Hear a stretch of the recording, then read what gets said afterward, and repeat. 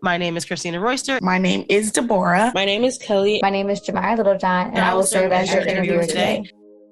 The Born to Birth podcast is a critical component of the Born to Birth Project, a 3-part multimedia series bringing awareness to Black maternal health as a rising health issue. The Born to Birth Project is made possible by Advocates Alliance, a granting program of Planned Parenthood. The podcast invites space for prospective, new, and emerging mothers to share accounts of their birthing experience. Included are those mothers who have not physically carried a child, yet resonate with the journey of motherhood and birthing. Collectively, their stories offer a unique and valuable lens into the heart, mind, and realities of Black mamas everywhere.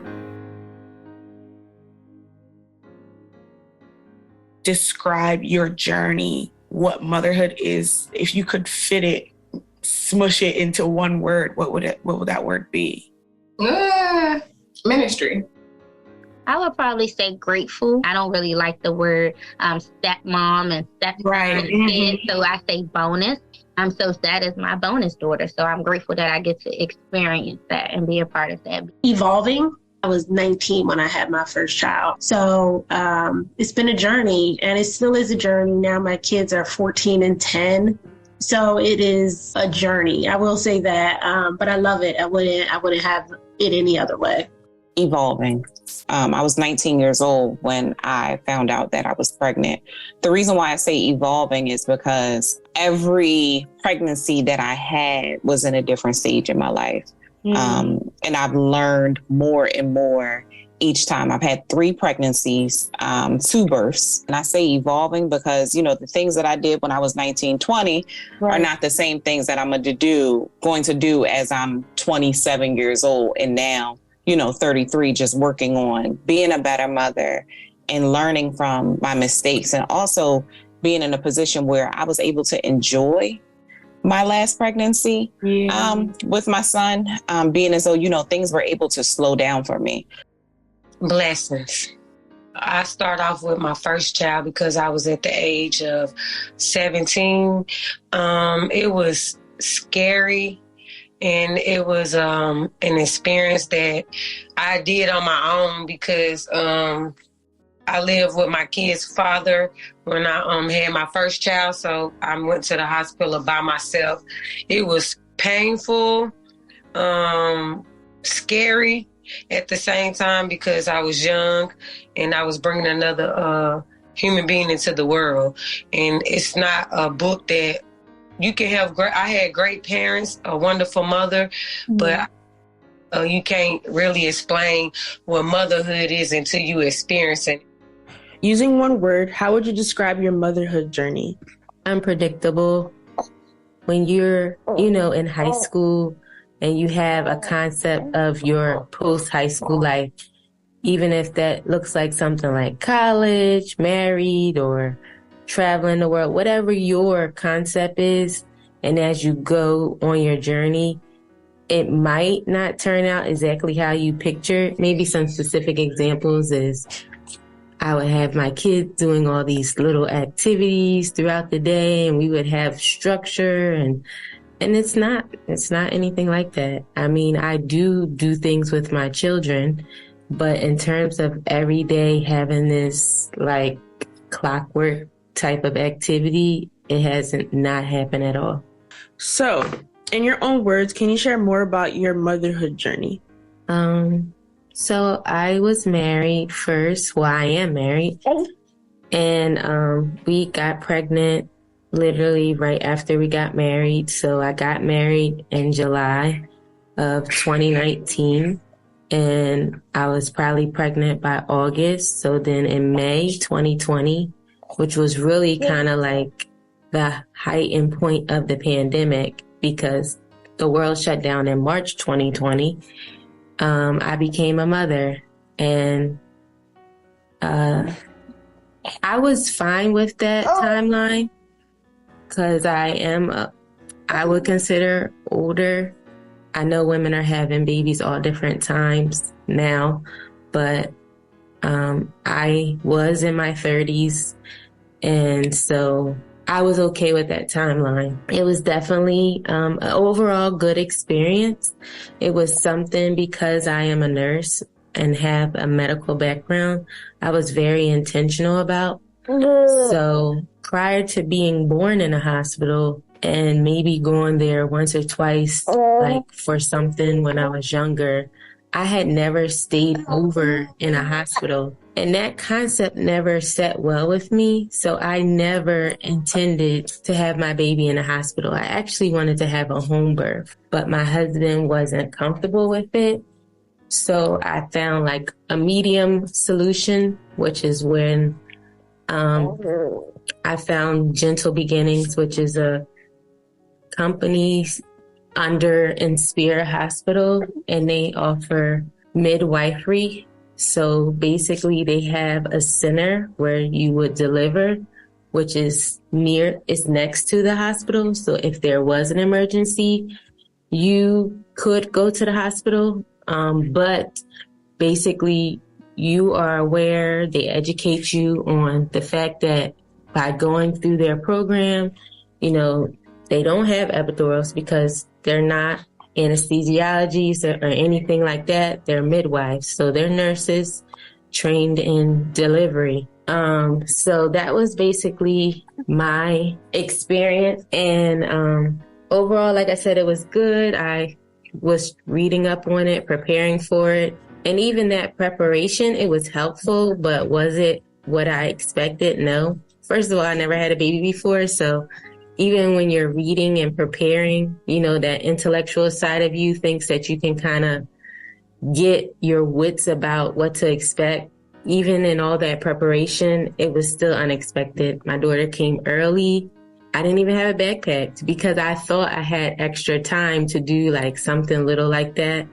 And like having a contraction, it's not like you get contractions early to know what a contraction is going to be like when that time comes. You don't know until you know.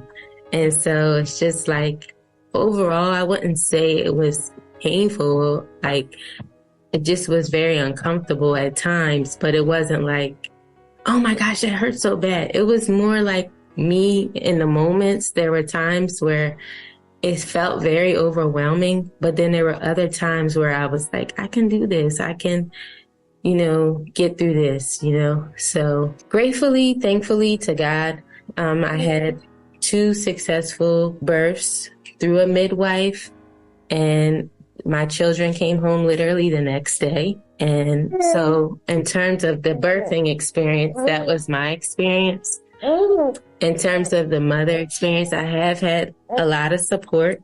My husband, because of the pandemic, was home, working from home for the first one. And for the second one, he was able to be off for a month as well. Also, just the support of my parents and my siblings has also been helpful. Something that I don't want to take for granted. A lot of people might not have. And it's allowed me during those moments of frustration to kind of like step away for a moment. You're not worried about the safety of my kids or if I'm neglecting them or things like that you might worry about and feel like you don't have a moment to yourself. Thank you so much. I'm over here like just getting all the information from you too. Like, I don't want to like talk about myself here because it's all about you, but I did want to mention how like, thank you for sharing the part about, your birthing experience because I'm honestly scared. So thank you for just like, at least like calming down the nerves a little bit for me. Describe your connection to the conversation of motherhood. And if you can, share one word that would describe your journey thus far. So my connection to motherhood started a long time ago. I'm the oldest sibling. And for a long time, I was the oldest cousin and all of those things. So I recently kind of let that go when I became my own and full into motherhood. But I've always had children with me. I was always watching kids. And so it kind of felt natural to start my own family and to actually become a mom.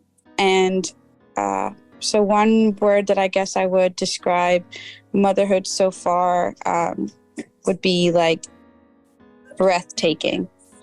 And in your own words, can you share more about your own motherhood journey? And this. So my motherhood journey started off pretty scary. I was told at first that I was miscarrying, or really early in my pregnancy, just about probably like a week after I found out that I was pregnant, if not 2 weeks. It was kind of denied care. So I was very scared. It was my first pregnancy. I was very excited. And then I was instantly scared and sad because I thought that I was losing my baby. And I took the initiative to seek care elsewhere. And that is where I ended up staying. And those are the OBs that I ended up delivering with, which I was very happy with that experience once I did that switch. But it started off very scary. And I feel like pregnancy alone is scary because there's a lot of different symptoms. There's a lot of different things that can happen to you while you're pregnant that's out of control for yourself as well as the baby. So that was something. And then during my pregnancy, everything was going good for a while. And then I was deemed high risk at 34 weeks. And I ended up giving birth at exactly 37. I was 37 weeks on the day. My son was diagnosed with IUGR, just a slow infant growth rate. And he was within 4% of his growth for his weeks. So he was a very, very small boy. So we were concerned while I was pregnant. And I actually ended up, I was actually in labor for days and I didn't know.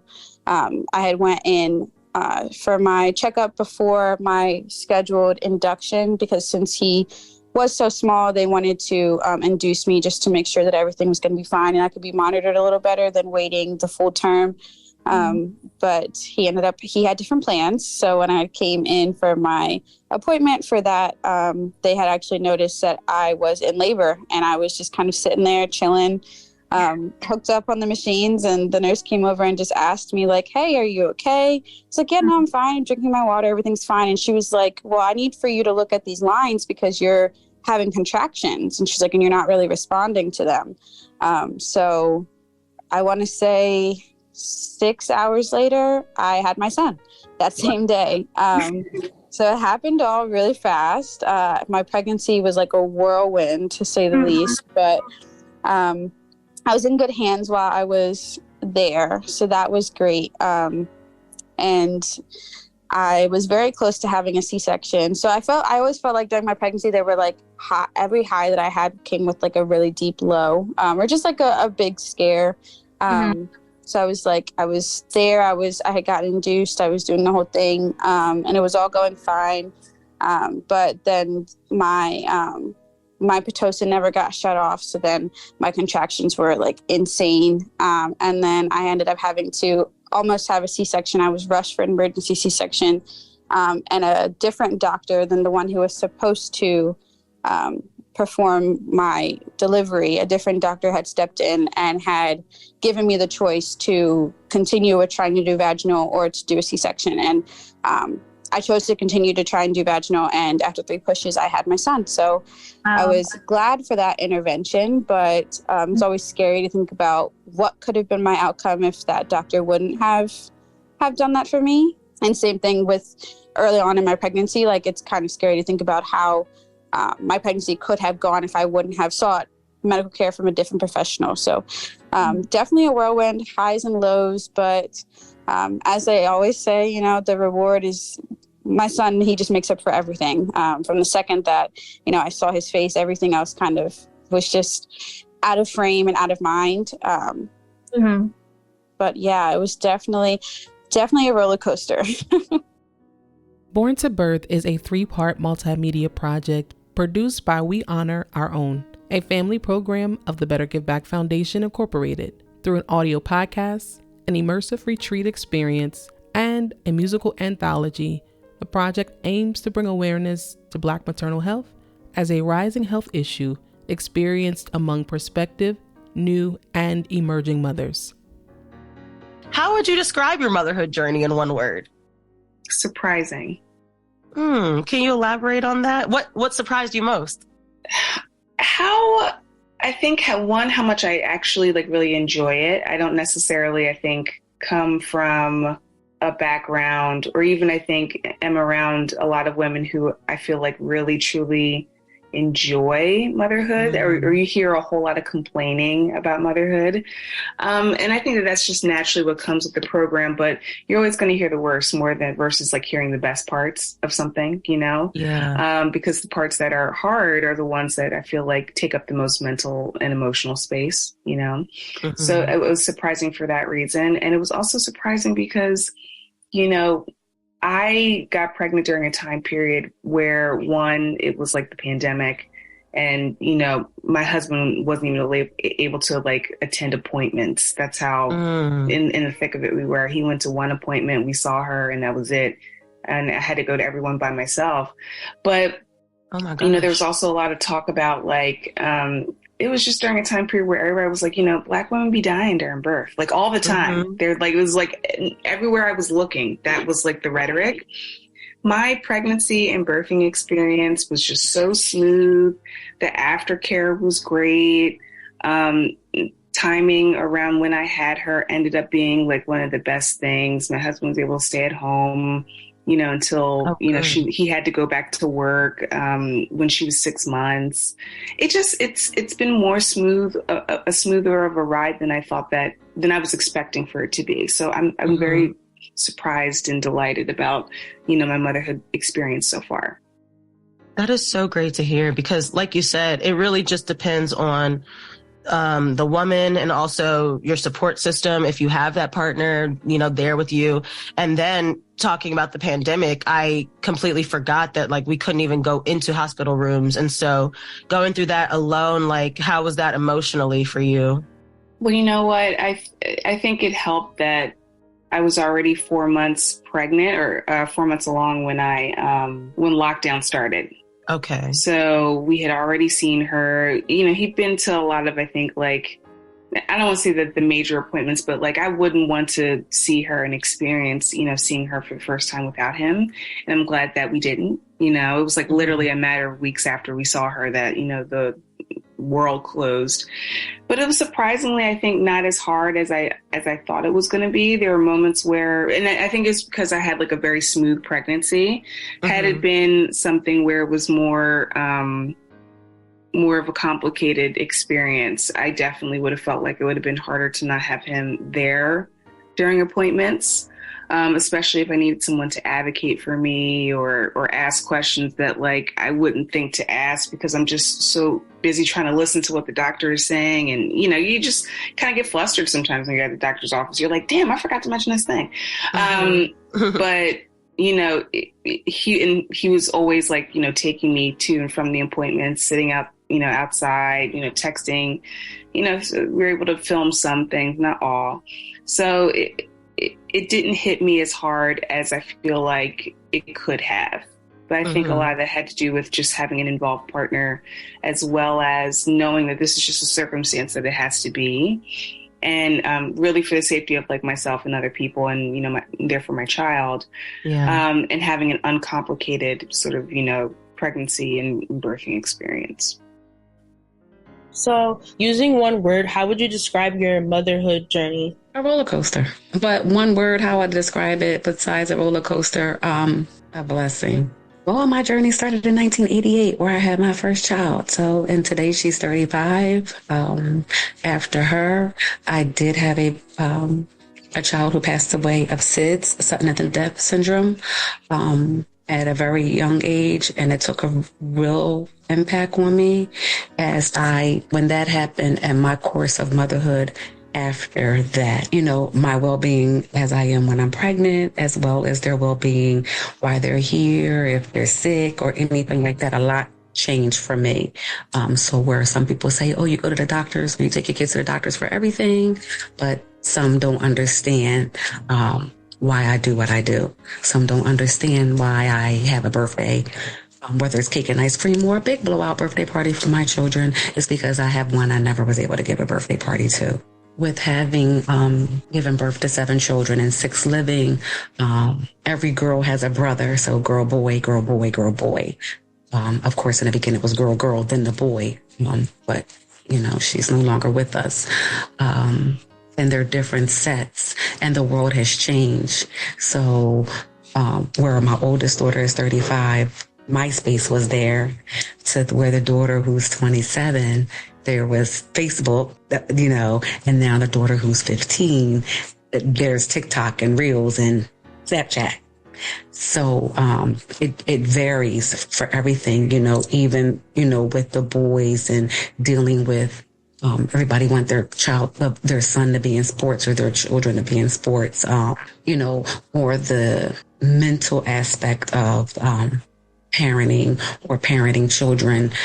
That knowing from the 35-year-old to the 10-year-old, mental awareness has become real and big, where, the oldest child, it wasn't, not to say taboo, but it really wasn't talked about, which I guess can be taboo, where the same sufferings or things that she may have had, even with dealing with just life itself and becoming a person, becoming her own individual, still relate today in the 10-year-old's world. Just one word: challenging. Yeah. Challenging, but rewarding. So I know that's more than one word, but I don't want to say challenging like it's negative, but it is challenging. All the moms hear you and understand.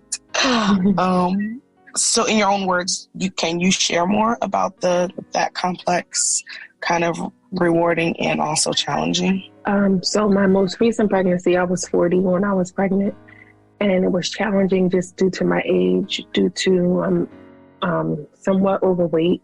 So my weight, also it was challenging. I feel like it was challenges placed in front of me that weren't really necessary, that were placed by like the healthcare system.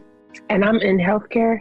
So it's kind of like, even though you're a part of the system and you think you're fully educated and able to advocate for yourself, they make it challenging no matter who you are. And it's just like, some of these things are not helpful. Some of these things aren't necessary. Some of these things are just more so for their own convenience than actually providing good care to moms and healthy, safe care to babies. It's more so, this is what's convenient for us. Using one word, how would you describe your motherhood journey? Quite the learning experience. It's definitely not what I had envisioned. There's been, highs and lows throughout the learning process. But overall, it has brought me so much joy. And did you want to share more, like maybe one instance or one particular memory of how your journey, taught you, or a big lesson that you learned? So I had all of these ideas in mind of how my labor would go with my first daughter. I had a birth plan. I had all the questions that I would ask, and just had this idea in mind that it would just go smooth, no interruptions. And that is not quite how it went. I was in labor for 26 hours. And I pushed for 3 hours, and then I wind up having to get an emergency C-section with the first. So that was the beginning of it all. I had a great pregnancy, but once it was time for labor and delivery, that's when what I expected did not turn out the way that I had thought. And even along the way, every child is different. Right. You don't realize that until you have your own. You think, they'll you read stuff, but no child comes with a booklet, and they all have their own personality starting from the time that they come to this earth. They are all different. So even the sleeping patterns, I thought, at 3 months she'll start sleeping better. Nope, we're almost at 2 and she's still up sometimes during the night. So it's been learning. I've been learning along the way. Adventurous. Ooh, I like that. Okay, Adventurous. So explain a little bit more about that, because when I think adventure, I think fun, and when I think of motherhood, I don't think of fun sometimes. That's honest, but it's honestly a pure joy. Let's start and stop there, because I feel like so many people have it's a lot of negative notation sometimes when it comes to like, not all the time, but I do find when I talk to other moms, there's always complaints when we meet up. Like it's never like the joyness of it and how they keep us so grounded, because I have such a busy schedule. The housing market right now is insane. And when I come home to my children, like I do feel a sense of calmness and peace. Like it's not calm and it's not peaceful, but I get that sense from them because, you know, they keep me grounded. The outside world can be so noisy at times. So when I come home, my house is also noisy, but it's different because it's cozy and it's warm and it's loving. So I want to start there because although it can be hectic and insane, it is the most, like, it's not, like, I honestly, my oldest child is 12. I have a 12-year-old, a 4-year-old, and a 3-year-old. Wow. I do not remember life before any of my children, honestly, to be honest. Like, not places, people, things, nothing really matter as much, you know? Yeah. So I do want to start there because, again, I do feel like every time moms meet up and my girlfriends who are parents meet up, the first thing we're complaining. And I'm like, guys, like, there are some good things to look forward to. Great things, you know, but adventurous, when I say adventurous, I mean, again, like, for each new level, there's a new devil for every new level. And I did say that because it really is, because this thing does not come with a manual and everybody's just doing the best they can with what they have. And it's always something, like, you know what I mean? Like I'm always hit with something. When one child is sick, one child is feeling better. When that child's better, another child's sick. Like it's always something, you know what I mean? It's never a dull moment. It's never where I don't feel like I'm continuously going. So it's an adventure. I never know what I'm gonna run into, honestly, from day to day, moment to moment. So motherhood is probably your most challenging job besides realty. Yes, that's definitely. And it really sounds like you grow with each stage, especially when you have multiple children. So can you talk a little bit about your first pregnancy to your last pregnancy? Let's just talk about pregnancy for a second. And how did you prepare for that? Who was around you? Oh my goodness. So I was a teen mom. My very first child I was pregnant with her my senior year in high school. And it was scary because initially, like, nobody knew about anything. I kind of withheld it until I was like 4.5, 5 months. Oh, wow. Yeah, so in the beginning, it was just me and her father who kind of knew, so nobody else. So, but once my family did know, like, of course, you have the initial, like, what? Like, I thought you were a virgin. I got that whole spiel, like, what is happening? You having a baby? What? So I think you get that initial, but immediately after, all my family was so supportive. So I had a great support system, both my side and my daughter's father's side were extremely, they were extremely helpful and they were there and supportive. So that was like a little, I was a new mom. It was scary. It was frightening. By my third one, I'm like, oh, okay, let's go. Got a hospital bag. We having a baby. So like from my first to like my very last, it was such a total different experience. I've had great pregnancies with all 3 of my children. Okay. I've nursed all 3 of my children. My youngest is 3. I'm still nursing him. Oh, wow. Yeah. So again, adventurous. Yeah. And what is it like, the age difference as well? Like in between children, were you hoping to have more children, or are you still hoping to have more after this third one? Honestly, I have my 2 girls and my last was a boy. If I do not, me and my children's father, we share 3 children together. If I don't have any more children right now, I'm so focused on my career because, again, I was a teen mom and I feel like I have so much catching up to do just for what I want to do in life, you know, because I was a mom so young. I had 3 children by the time I was 25. So I'm just I'm playing catch up right now. So if I don't have any more children, that would be perfectly okay with me. And if I do, I do. That'll be perfect. Either way would be perfectly okay with me. I don't not prefer neither or. Thank you for listening to the Born to Birth podcast. We hope these stories have impacted you in a way that allow you to be more aware and compassionate of the Black maternal health conversation. We invite you to continue exploring this topic by supporting our continued work and initiatives. Consider partnering with the Better Giveback Foundation Incorporated and financially contributing towards the Born to Birth musical anthology, a music therapy resource designed to ensure Black mamas everywhere have the culturally relevant resources needed to thrive and labor well. For more information, visit borntobirth.org.